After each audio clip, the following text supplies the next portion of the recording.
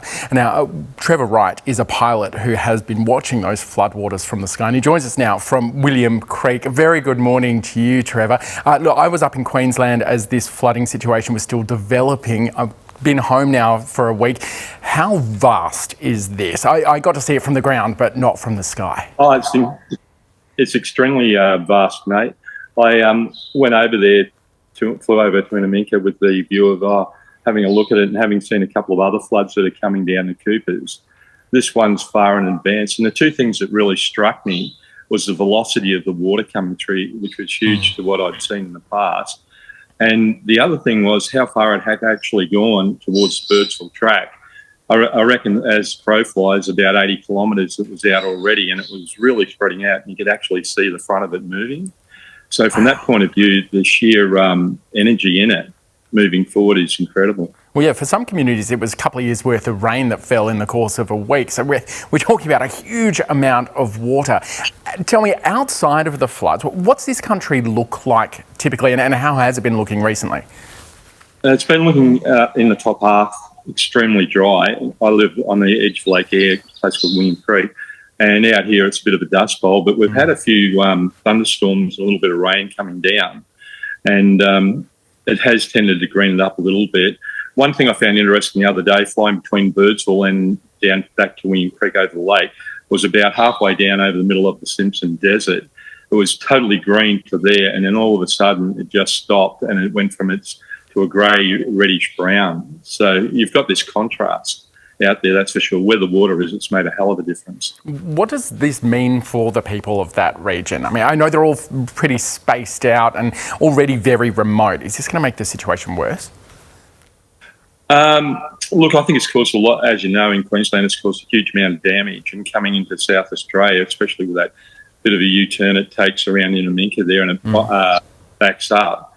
Yeah, there's been a lot of losses of equipment and caused a lot of difficulties as it has in Queensland. But I think the other thing is too, you've got the Cooper Basin there as well with Santos and Beach Petroleum. I think they might find it difficult to get to some of their wells, that's for sure.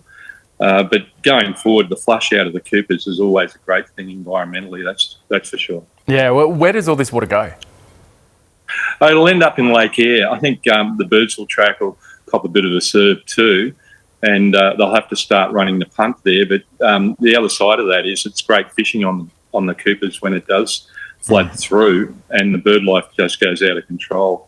I must admit, having lived out here over 30 years, when you want to see pelicans, it's when the Coopers Creek actually floods. They tend to get quite a lot of food source there, and gather around the mouth of it a lot.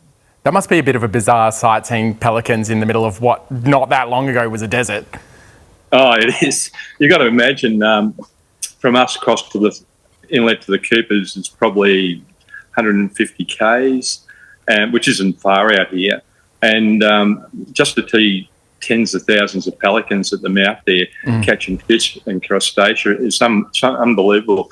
They reckon that there's about 55, when the lake's really flooded, 55 different varieties of wading birds, and it can handle up to about 5 million, I think. The biggest amount of birds I've ever seen on that lake are black ducks and teal. You would have thought pelicans and cormorants and that type of thing, but it's actually ducks. Wow. That's wild. I can't wait to see air filling up. Thank you so much for joining us this morning, Trevor. And hey, keep taking those pictures and sending them to us. It's incredible seeing the country like that. Yeah, I think what's really interesting, Nate, just before you go, is the fact that you've got the Georgina that's got flood coming down it. You've got the Diamond Tenor that's got flooding coming down it. They'll join together about 100 kilometres south of Birdsville in South Australia, called Gordy's Lagoon. They'll head into the north of the lake in what they call the Warburton Creek that goes into the top. And here you've got this other one with the Coopers coming across through the Cooper Basin and then across the Birdsville Track and then into the Tiara Desert and into about 40 miles south of the top of the lake. So when you've got three completely different flood systems or catchment areas coming together in the one, I think it, like you said, it's a tsunami of water heading towards the lake and it'll be huge. I can't wait, and I'm going to be absolutely putting my foot down. I need to go and see it. Thanks for joining us again this morning, Trevor. Right out. Thank you.